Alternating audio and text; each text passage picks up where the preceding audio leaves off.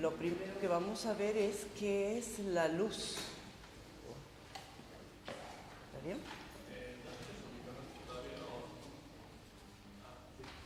Sí, sí. Salgo, si él se fija. Durante muchísimos años a los seres humanos le interesó qué era la luz. En la época de Isaac Newton se creía que la luz era una especie de corpúsculos que salían del Sol, viajaban por un elemento al cual ellos llamaban éter y llegaba hasta los objetos, iluminando los objetos, reflejándose en los objetos y posteriormente incidiendo en nuestros ojos para que nosotros podamos ver esos objetos. Algunos años después comenzó a postularse la idea de que la luz era de algún tipo de movimiento ondulatorio, pero por el prestigio que tenía Newton en aquella época, no se le prestó atención a esa teoría. Recién cuando aparece Christian Huygens, que demuestra que los fenómenos de interferencia, difracción, reflexión y refracción se podían demostrar utilizando ondas, recién comienzan a prestarle atención a la teoría ondulatoria. Y con la teoría ondulatoria se llegaron a demostrar todos los fenómenos que hoy conocemos. Lo que sucedía es que no le creían porque decían, si la luz es una onda, podríamos ver detrás de las esquinas porque la onda dobla, ¿sí? Pero claro, es tan pequeña la longitud de onda que aunque efectivamente doblaba en las esquinas, no lo podíamos observar a simple vista. Recién, como les cuento, que cuando aparece Christian Huygens le prestan atención a la teoría ondulatoria. Más cerca del siglo XX comienzan a observar otro fenómeno, que cuando hacían incidir un haz de luz en una chapa metálica caliente, el haz de luz hacía que salte un electrón de la chapa caliente. Y a ese electrón luminoso, porque estaba caliente, le llamaron fotón. Entonces decían, ¿cómo es posible que una onda haga saltar un corpúsculo luminoso de una chapa a la cual se le aplicó temperatura, para que sea luminosa justamente? Y así es que se retomó la idea de que la luz tenía que ser un corpúsculo. Un físico francés del siglo XX ya, creo que del año 1919, que se llamaba Louis de Broglie, resulta que en su tesis doctoral él propone que los corpúsculos a su vez eran ondas. O sea, que todos los corpúsculos se tenían asociado una frecuencia de oscilación. Justamente es la teoría de que toda materia tiene una energía térmica natural y que toda la materia se mueve con una frecuencia determinada. Muchos años después, como cerca de 1924 o 25, Einstein reconoce esta investigación de Louis de Broglie y le entregan el premio Nobel. Posterior a Louis de Broglie, Maxwell dice que la luz es una onda electromagnética y logra encontrar la velocidad de la luz por métodos matemáticos. Recuerden que lo vimos la clase pasada. Y así es que los físicos del siglo XX y del siglo XXI sostienen que la luz tiene las dos naturalezas. Por un lado es una onda y por el otro es un corpúsculo, porque la onda transporta en su, como diríamos, en su longitud más grande, digamos así, transporta energía en forma de paquetes y a esos paquetes se les llamó fotones. ¿Está bien? Entonces, para nosotros, la luz tiene naturaleza ondulatoria y naturaleza corpuscular. ¿Sí? Así fue como se empezó a investigar sobre los fenómenos de la luz y se llegó a saber que de los infinitos rayos que salen del Sol, supongamos que este es el espectro de los infinitos rayos que salen del Sol, para frecuencias del orden de, a ver, les voy a decir exactamente para no confundirlos, frecuencias del orden de 10 al cubo, a la cuarta, para ser más exactos, para frecuencias del orden de 10 a la cuarta, las longitudes de onda son del orden del 10 al cubo, o de 10, sí, de 10 al cubo. Y en este caso, de 10 al cubo. Y en este caso estamos del lado de las ondas de radio, ¿sí? Nosotros no las podemos ver porque el ojo humano solamente está preparado para ver la frecuencia de 10 a la 14. O sea, acá la longitud de onda es al 10 al cubo y se llama ondas de radio. ¿Está bien? Después, para frecuencias mayores, del orden de 10 a la... lo vamos a levantar aquí. Las frecuencias del orden de 10 a la octava, entonces tenemos el orden, las frecuencias de 10 a la octava, tenemos las microondas y la longitud de onda corresponde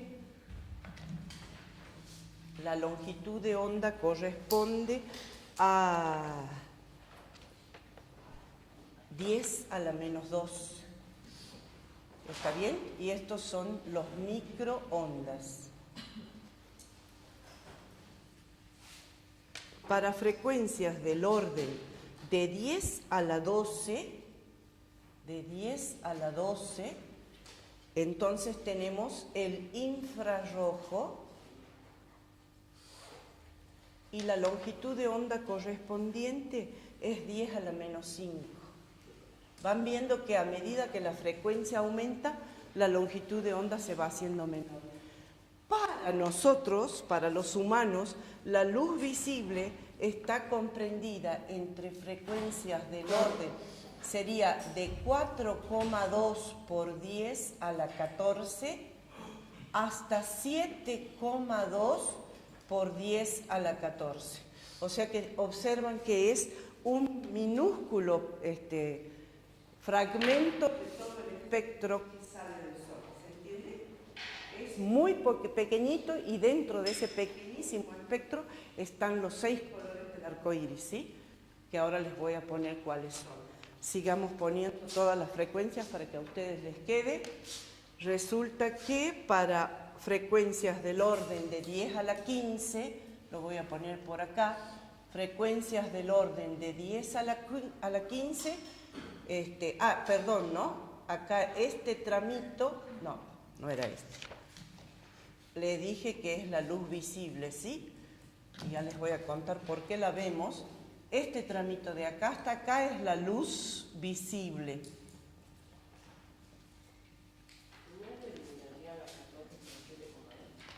Sí, por eso desde 4,2 por 10 a la 14 hasta 7 cosas. O sea, como les diría, vamos a pintar. A ver si no me dan con los colores que vienen en la fila. Pero vamos a ver, empieza el rojo acá, después sigue naranja, amarillo, verde, azul y violeta, ¿sí? Y llegamos al violeta, no tengo todos estos colores, pero vamos a decir el azul y el violeta sería el último, ¿sí? Que corresponde a una longitud de onda de 7,2, perdón, no les puse las longitudes de onda, a una frecuencia de 7,2 por 10 a la 14, ¿sí? ¿Se entiende? Bien, o sea que todos los colores están desde el rojo, naranja, amarillo, verde, azul y violeta, comprendidos en ese pequeñísimo rango de frecuencia. Posteriormente a esto, que está el ultravioleta, pero corresponde a una frecuencia de 10 a la 18. O sea, para una frecuencia de 10 a la 18, las longitudes de onda son del orden de 10 a la menos 10, y ahora les cuento de la luz visible, ¿sí? Y posteriormente, para una frecuencia de 10 a la 20, corresponde a una longitud de onda de 10 a la menos 12, y esto se llama ultravioleta, y esto otro se llama radios gamma. Rayos gamma, ¿sí? Ustedes lo deben haber escuchado nombrar. Pero ninguno de ellos son visibles hacia nuestra vista. Como les decía, para frecuencias de 4,2 a 10 a la 14, la longitud de onda corresponde a 4 por 10 a la menos 9, o sea que son nanómetros, ¿sí? 4 por 10 a la menos 9. Y hasta la frecuencia de 7,2, la longitud de onda también es 7,2 por 10 a la menos 9 metros. Como las unidades más usadas son nanómetro, que significa 10 a la menos 9, a ver si estoy diciendo bien, capaz que por 10 a la, acá sería así, 4,2 por 10 a la menos 7, no a la menos 9, y lo mismo la otra por 10 a la menos 7. Entonces, como las unidades usadas más comunes en óptica, unidades son el nanómetro, que significa 10 a la menos 9, o el Armstrong, que se simboliza con un circulito arriba, que es 10 a la menos 10, entonces las longitudes de onda serían 400 nanómetros hasta 720 nanómetros o 4000 Armstrong, la longitud de onda del rojo, hasta 7200 Armstrong para el violeta. ¿Sí? ¿Se entiende? Bien, todo lo que vimos en la clase pasada sobre ondas, que ahora lo vamos a recordar, es aplicable a las ondas luminosas. Es decir, el campo eléctrico es del tipo E0 coseno de K por Z menos omega por T, y el campo magnético es del tipo B0 coseno de K por Z menos omega por T. Habíamos visto, por otro lado, que la velocidad con la que se mueven estas ondas, a la cual le llamamos celeridad, era 1 sobre la raíz cuadrada de epsilon 0 por mu sub 0. Y que este valor aproximadamente era 3 por 10 a la 8 metros por segundo. ¿Y qué otra cosa habíamos visto? Que la velocidad de la luz en el vacío era igual a la longitud de la onda de luz en el vacío multiplicado por la frecuencia de esa luz en el vacío. Es decir, que si a ustedes les dan cualquier otra longitud de onda, ¿sí? Podríamos determinar el valor de la velocidad de esta longitud de onda sabiendo que en el vacío todas las ondas viajan con la misma frecuencia. ¿Por qué viajan con la misma frecuencia? Porque la fuente es el Sol. La fuente luminosa es el Sol. Por supuesto que si tomamos como fuente luminosa un artefacto eléctrico, vamos a considerar la frecuencia del artefacto, ¿sí? Pero en principio, cuando hablamos de luz, siempre nos estamos refiriendo a luz que viene del Sol. Entonces, supónganse que como esta longitud de onda fuera de alguna onda que no sea en el vacío, sino que viaje en otro medio, como sé que la frecuencia tiene que ser la misma, entonces va a viajar a una velocidad diferente que la velocidad de la luz, ¿sí? Y por consiguiente, como la frecuencia es la misma, nosotros vamos a decir entonces que la longitud de onda en el medio cualquiera que sea, que consideremos, por ejemplo, vidrio o agua o cualquier otro medio, va a ser igual a, fíjense que estoy diciendo que la velocidad de la luz va a disminuir, entonces la longitud va a ser la velocidad de la luz, no, perdón, vamos a partir de antes. Estoy diciendo que la velocidad de la luz dividido la velocidad en el otro medio, o sea, la velocidad en la luz en el vacío dividido la velocidad de la luz en el medio que esté tomando, va a ser igual a lambda por la frecuencia sobre lambda 1 por la misma frecuencia. Con lo cual quiere decir que la longitud de onda en el nuevo medio o la velocidad, cualquiera sea digamos, el dato que les den y la incógnita que les pidan. Pero de esta ecuación ustedes pueden sacar la longitud de onda en el nuevo medio como la longitud de onda en el vacío, que normalmente les ponen con el subíndice 0 para indicar que está en el vacío, ¿sí? Va a ser la longitud de onda en el vacío por la velocidad en el segundo medio dividido la velocidad de la luz en el vacío. O también me podrían pedir calcular la velocidad en el otro medio, y en este caso decimos la velocidad en el medio 2 va a ser igual entonces a la velocidad de la luz dividido la longitud de onda en el vacío y multiplicada por la longitud de onda en el medio. Pero para eso depende de los datos que me den en el problema, ¿sí? ¿Se entiende? La clase que viene voy a traer la cartilla para que veamos cómo son los, porque todavía ustedes no han llegado ni a ver siquiera las ondas en la práctica, ¿sí?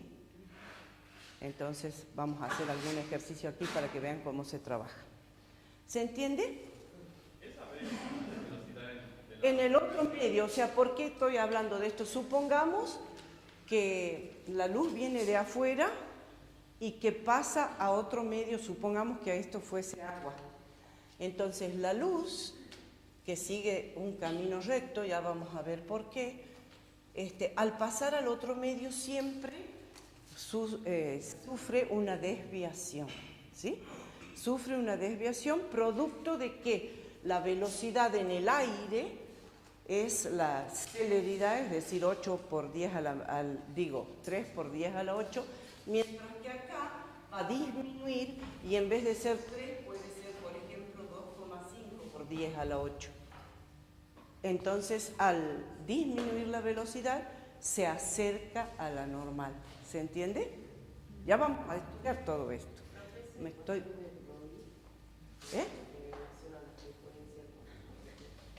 La ecuación de de Broglie. No, de Broglie lo que estudió es que la energía era la constante de Planck dividida la cantidad de movimiento que era m por la velocidad. Pero sí está relacionado con la frecuencia, porque cada longitud de onda tiene asociado una frecuencia distinta. ¿Está bien? Ya vamos a ver todo esto.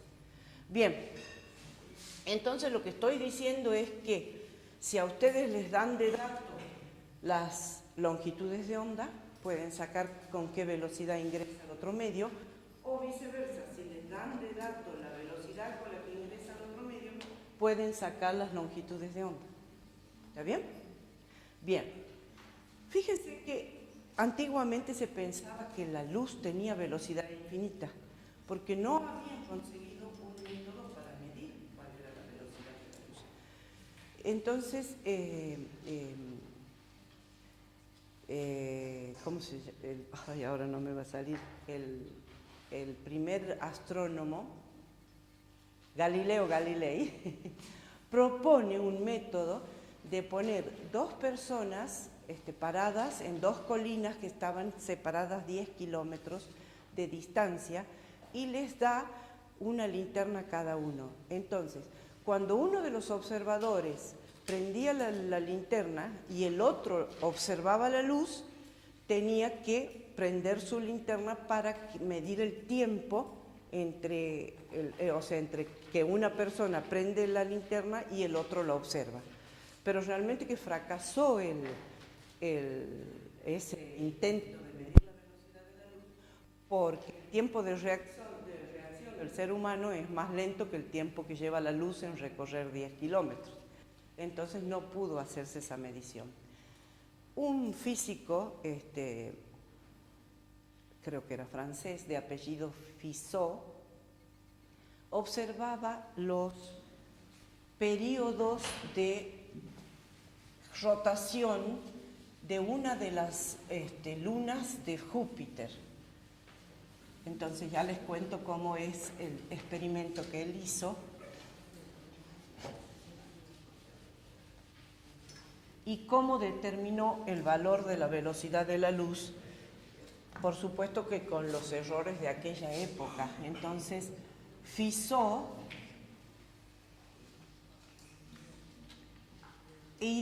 supongan que este es el Sol, y él observaba desde la Tierra, ¿sí? Él observaba desde la Tierra, supónganse que esta es la Tierra, el periodo de rotación de una de las lunas de Júpiter.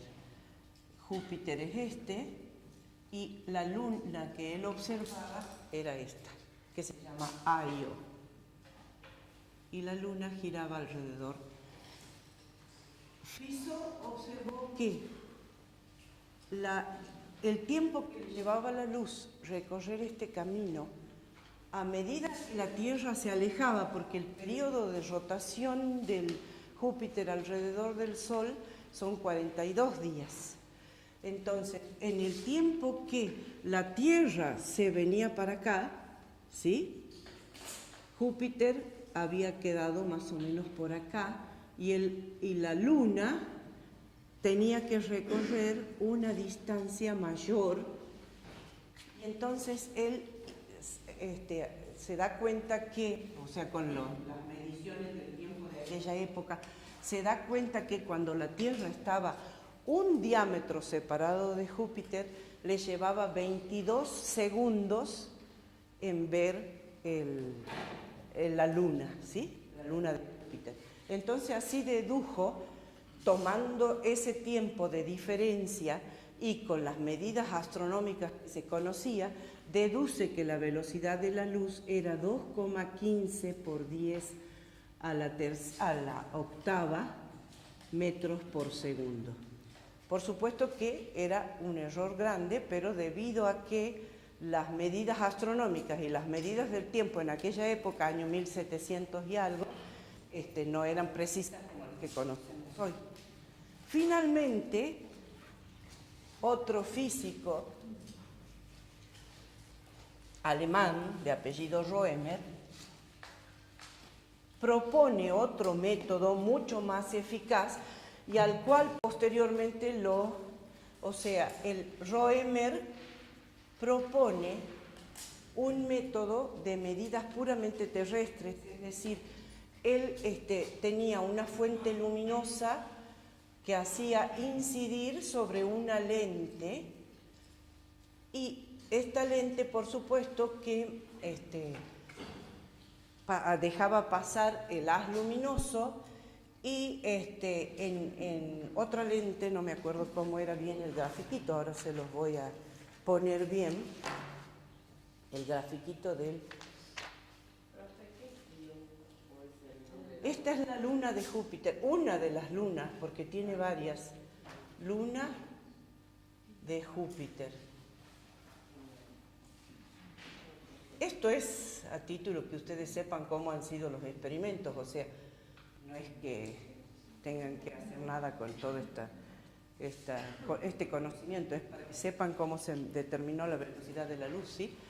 Entonces, hacía en el medio de este haz de luz, colocaba una rueda dentada, es decir, esta rueda era de la forma más o menos, vamos a dibujar un poquito para que ustedes se den cuenta, era de esta forma, es decir, tenía dientes de tal manera que cuando hacía girar esta ruedita, la luz en un momento pegaba en una parte opaca y en el otro momento pegaba en el huequito.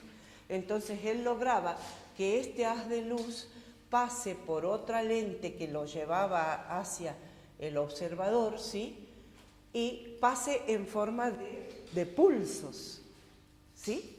Es decir, esta otra lente después venía, se reflejaba en un espejo y resulta que este haz lo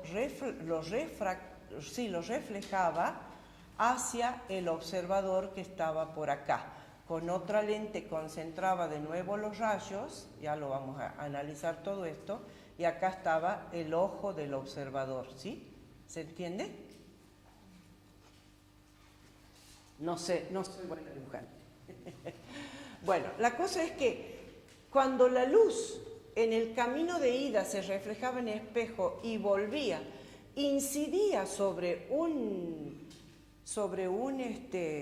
segmento opaco, él veía oscuro. Y cuando la velocidad de la luz era tal que incidía sobre el huequito, él veía la luz como permanente. Entonces, midiendo la velocidad de rotación del disquito, para que él siempre vea la luz, o sea, cambiándole la velocidad de rotación del disquito, para que siempre pase por un huequito, entonces él vea la luz como continua, así pudo determinar que la velocidad de la luz era del orden de 3,20 por 10 a la 8 metros por segundo. Entonces se consideró que el valor mínimo era el determinado por Fizeau y el valor máximo era el determinado por Roemer. Este método después fue perfeccionado por Michelson. ¿Lo escucharon hablar alguna vez? El interferómetro de Michelson, ¿nunca lo escucharon? Bueno, lo que hizo Michelson fue cambiar el disco dentado por un espejo giratorio de forma hexagonal o octogonal, ¿sí? Y también en ese caso, perfeccionando el tema de la rotación, llegó a determinar experimentalmente que la velocidad de la luz valía 3 por 10 a la 8 metros por segundo. ¿Sí? Bien. Por eso les cuento, esto es a título que ustedes sepan cómo fueron los experimentos. Michelson se escribe así. ¿Sí? Y hoy en día los físicos que estudian los fenómenos ópticos utilizan muchísimo este instrumento que hoy en día se llama interferómetro de Michelson. ¿Sí? Bien, sí.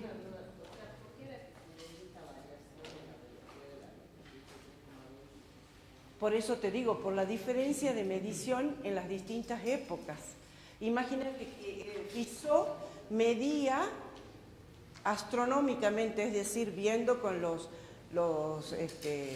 telescopios de aquella época, y por otro lado, los cronómetros no eran precisos, o sea, eran todos sistemas mecánicos, no como hoy que son todos electrónicos, entonces la precisión de hoy en día es mucho mayor. Y por otro lado, tampoco se conocía exactamente la medida del diámetro de la Tierra, no se la conocía exactamente, entonces por eso el error fue por defecto. Este señor Roemer saca un valor con un error por exceso. ¿Por qué? Porque él medía solamente la velocidad de rotación, entonces también había, digamos, errores en la medición por lo mismo, porque los cronómetros no eran precisos. Y entonces por eso se saca el valor por exceso. Pero después Michelson perfecciona este sistema y saca el valor que coincidía con el valor predicho por Maxwell matemáticamente. ¿Está bien? Bien.